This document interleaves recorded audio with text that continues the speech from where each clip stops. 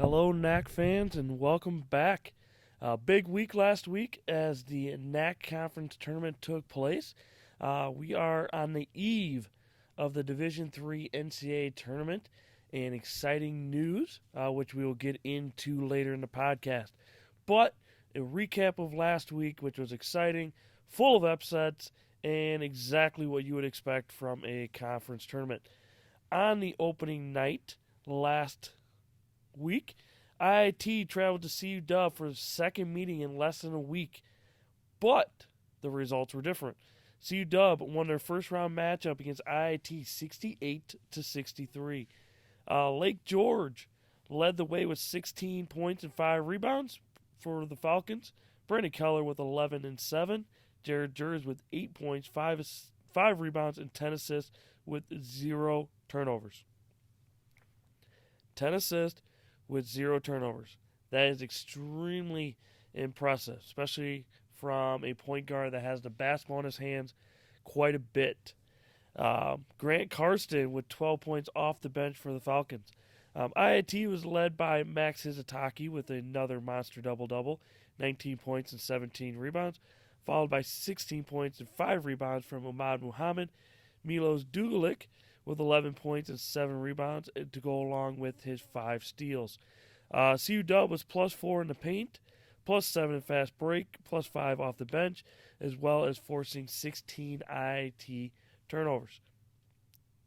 IIT was plus 3 off points off turnovers, plus 2 in second chance, and plus 5 in rebounds. IIT was 12 for 12 from the free throw line, and CU Dub was 10 of 18.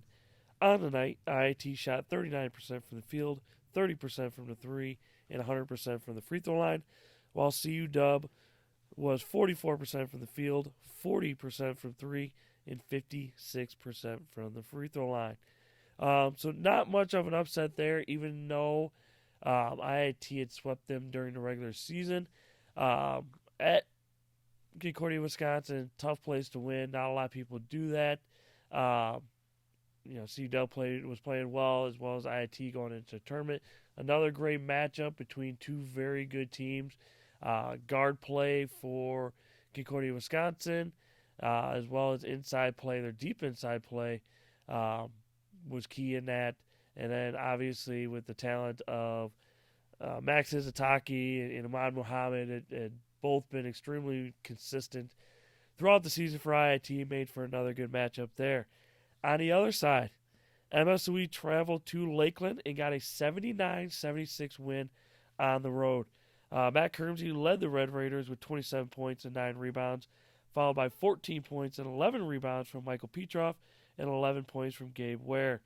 Lakeland was led by Carlos Campos with 25 points and 6 rebounds. Jagan Puggies with 18 points, and Trenton Nickel with 13. MSOE was plus 20 in the paint, plus 8 in second chance, and plus 5 off the bench. Lakeland was plus 7 off turnovers and plus 8 in fast break points. But MSOE was able to control the glass 50 to 37.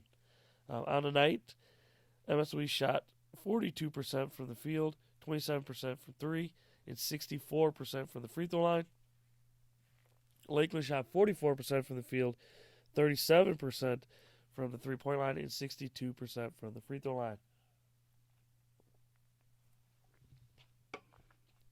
So CU Dub and MSOE both advanced. Because of Benedictine and Wisconsin Lutheran tying, coming down to a coin flip, they had received first-round byes. So in the semifinals, Concordia, Wisconsin traveled to Wisconsin Lutheran, who had split during the regular season, both winning at home. CU Dub went on the road to number 2 Wisconsin Lutheran and came away with a 96-83 win. Jared Johnson went off in the second half, scored a NACC tournament high 45 points on 16 of 26 shooting, 5 of 7 from 3, and 8 of 9 from the free throw line. Brandon Keller with a double-double, 15 points and 11 rebounds. Lake George with 11 points and 6 rebounds. Joey Zelo with 10 points and 6 rebounds. Wisconsin Lutheran was led by Andrew Brudnick Not to be outdone by Jordan Johnson, he went off for 33 points on 10 of 25 shooting, 2 of 5 from 3, and a perfect 11 of 11 from the free throw line. Drew Bernhagen with 12 points and 5 assists, and Colin Biesterfield with 12 points off the bench for Wisconsin Lutheran. CU Dub was plus 6 in the paint and plus 16 in second chance. Wisconsin Lutheran was plus 11 off turnovers, plus 2 in fast break points, and plus 8 in bench production. Besides the individual scoring from Jordan Johnson, Concordia, Wisconsin dominated the glass 46-28 and forced 18 Wisconsin Lutheran turnovers. CU Dub shot 52% from the field, 53% from 3, and 71% from the free throw line. Wisconsin Lutheran shot 42% from the field, 35% from the 3, and 87% from the free throw line.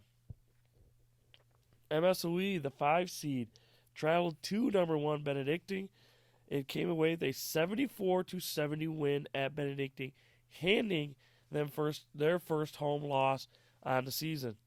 MSOE was led by Gabe Ware with 23 points on 6 of 9 shooting from the three-point line and 5 of 6 from the free throw line, followed by 14 from Matt Kermsey and 12 from Travis Ballard.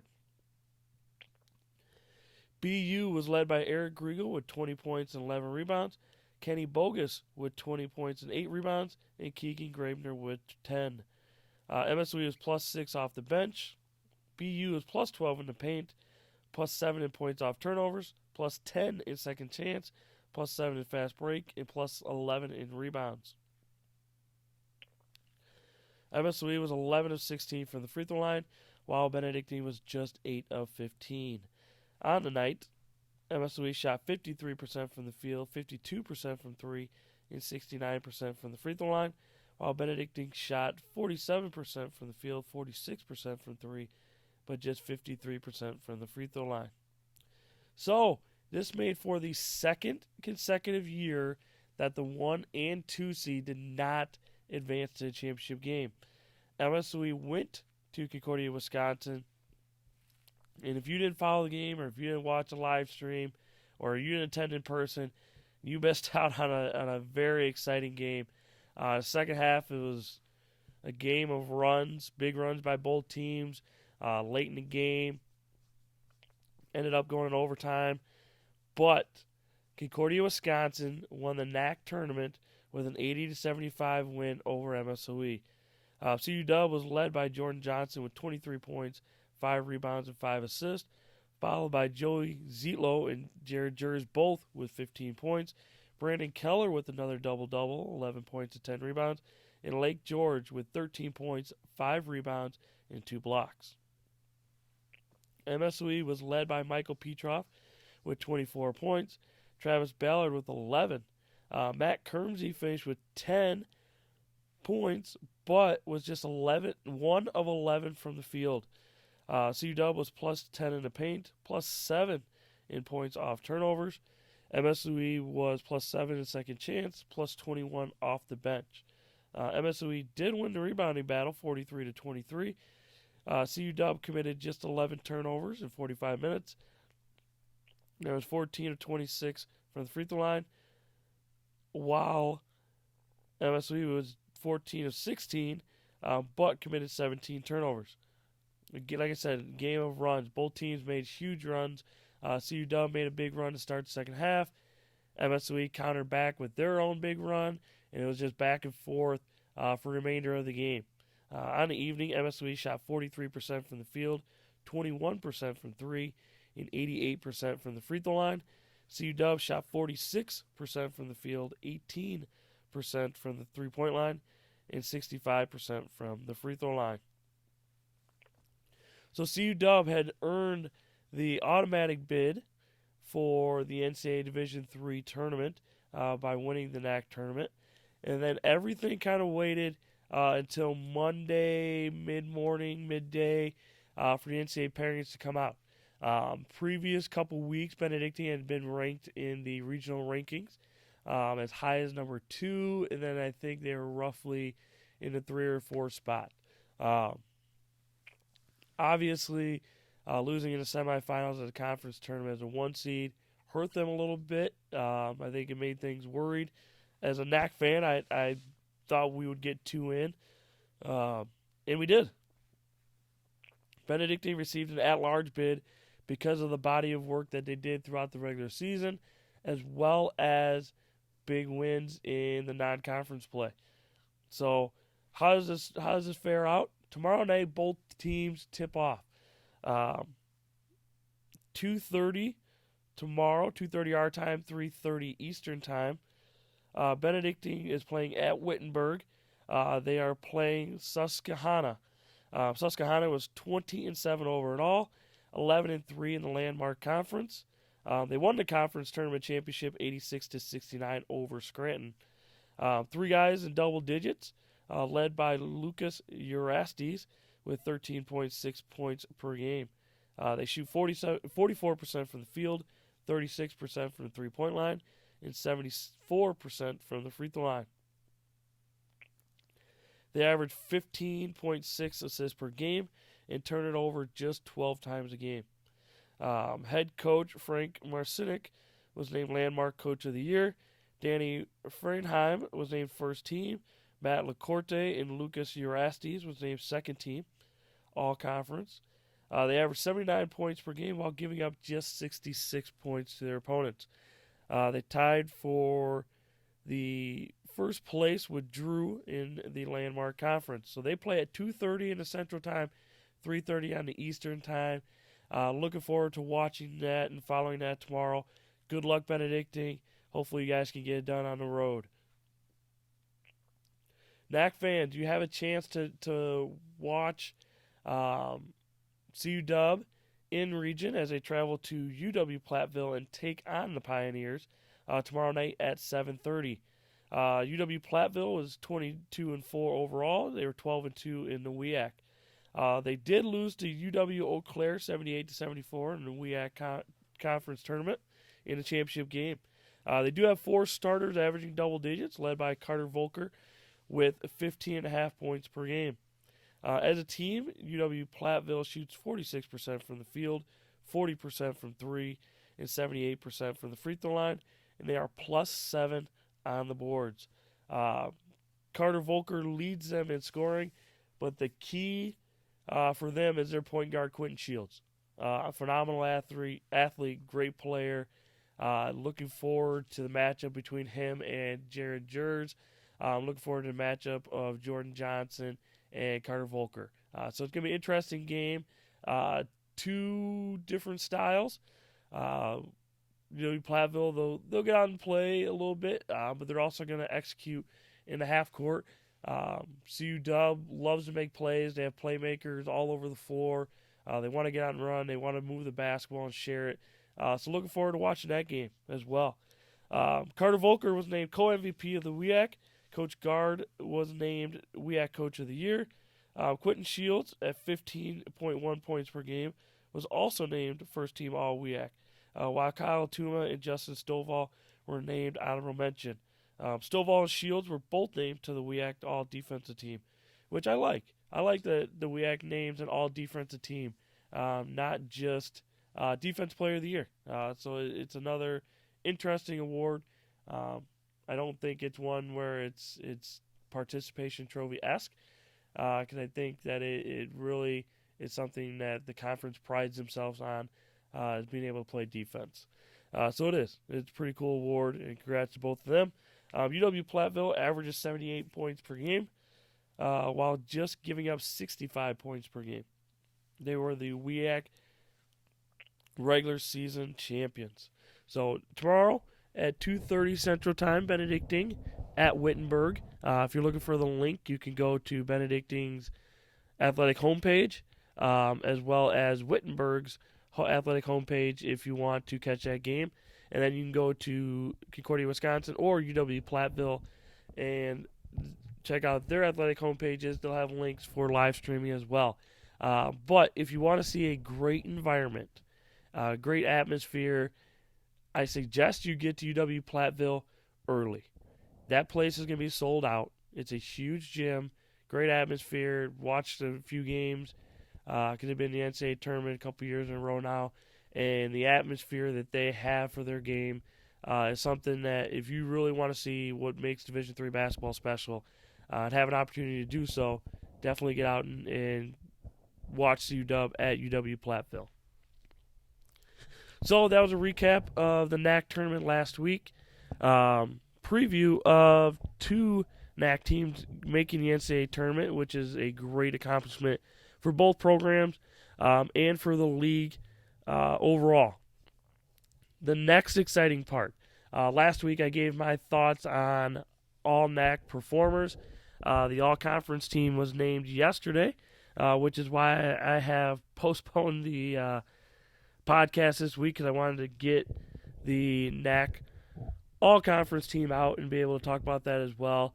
No surprise here. Congratulations to Andrew Brudnick of Wisconsin Lutheran for being named NACC Player of the Year. Defense Player of the Year, I had mentioned in last week's podcast, I mentioned Max Hizataki or Brandon Emmerich. Both of them very deserving. I thought it would be but Max Hizataki with his defensive rebounding numbers, his block shots, just his presence in IIT's defensive scheme. Nothing against Brandon Emmerich. He led the conference with just over 3 steals a game. He was a guy that opponents talked about when they put together their offensive game plan because of what he does defensively. He was top in all of Division III in steals per game, basically throughout the entire season. But congrats to Max Hizataki on being named NACC Defensive Player of the Year for a second year in a row. Freshman of the Year. I caught a little bit of grief on this one. Shamar Pumphrey from Aurora was who I predicted would be NACC Freshman of the Year. Had a great year. Not that I forgot about Nick Kosic because he had been a consistent performer for Benedictine, a great player, knocking down huge three-pointers for them all season. I had forgotten that he is just a freshman. So that is going to remind NACC fans in the future, very near future, that Benedictine probably isn't going to go anywhere in the NACC standings. They're probably going to be at the top consistently as long as they have great players like him and the Gravener twins. But congratulations to Nick Kosic on being named NACC Freshman of the Year.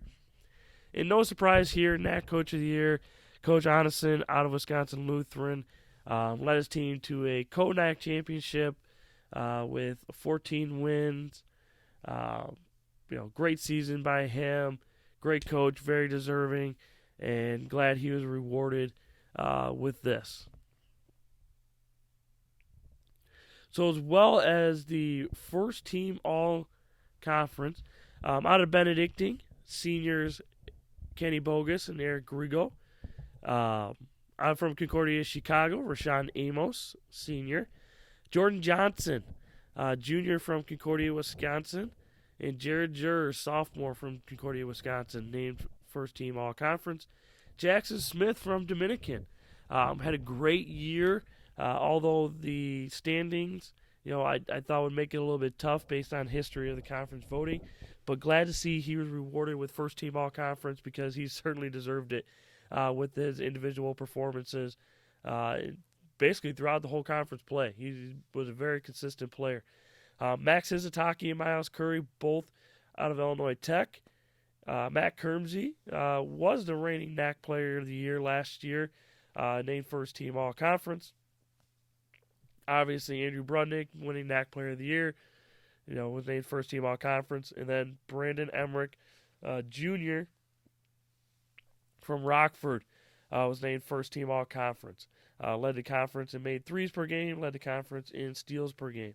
So all of these guys were very deserving of first place or first team all-conference. Second team all-conference, Bailey Vance, Jr. from Aurora. Jake Nagus and Ben Seafield, both juniors out of Edgewood. Carlos Campos and Trent Nickel from Lakeland, and Michael Petroff from MSUE were named second team all-conference. All of them had great years. All of them were key contributors. All of them had monster games. and very deserving of these accolades. I thought Ben Seafield would be able to sneak into first team all conference, but certainly no shame in earning second team, especially as a junior. From talking to Coach Meyer over the years, I know all these guys obviously would trade all these in for some extra wins and winning big games and championships. But he's somebody I thought could have snuck on that first team. Not snuck on because I feel like he would have deserved it. Playing majority of the early conference play without his sidekick Jake Nagus, who was out with some injuries and sickness. So he was carrying a lot of that load and was very consistent throughout the season. Carlos Campos, great scorer, great shooter. Trent Nickel had some big games, was really consistent for Lakeland throughout the season as well. And then Michael Petroff is one of the most athletic players in the conference. Does it all for MSOE. He scored, he rebounded, he defended, handed out assists. So not much he didn't do for MSOE. And then honorable mention, Will Hubes from Aurora, and then Alex Van Crete from Wisconsin Lutheran. Both of those guys were named honorable mention. Normally there's 15 players, 10 on the first team, 5 on the second team. This year, it sounds like there are some tiebreakers from reading the NACC press release. But then, kind of think about it, kind of looking through it, and it happens at all levels, all conferences, whether it's high school or junior college or NCAA. There's always players that you seem to think got left off all conference play. Not that you try to figure out why or how it could be. There are only a certain number of spots, but in a lot of conferences, you have to be able to perform and win games. But a lot of them have it to where if you're on so many ballots, X number of ballots, you get at least honorable mention. And then each point that you get is based on rankings and where coaches rankings and see you and that. But there was a couple guys that I thought would maybe be on honorable mention at least. Nate Shedd from Rockford, averaged over 15 points per game. Basically was their sixth starter. Came off the bench, played heavy minutes for him. I thought he was a guy that could have been on one of these three teams. Tyler Guest, averaging almost double-double for Dominican, who had a big year, big push at the end. I thought both of those guys could have found their way on there. But definitely, if they're on there, they're probably, potentially taking away some spots here for guys that deserved it. So I think this shows that there's a lot of talent in the league. If you look at it, there's some talent, really good talent coming back.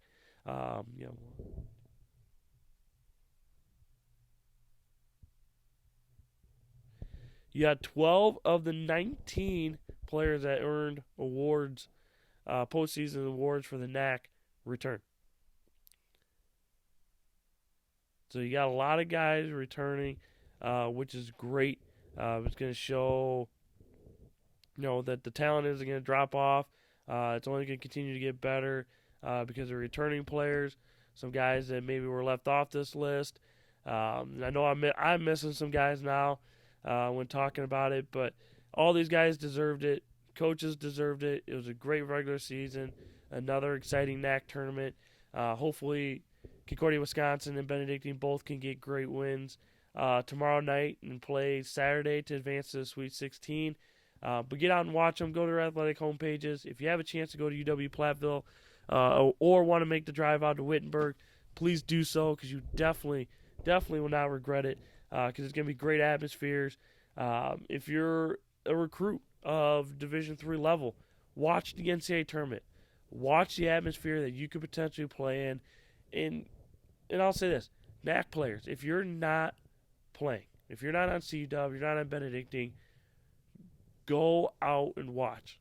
It's a Friday night.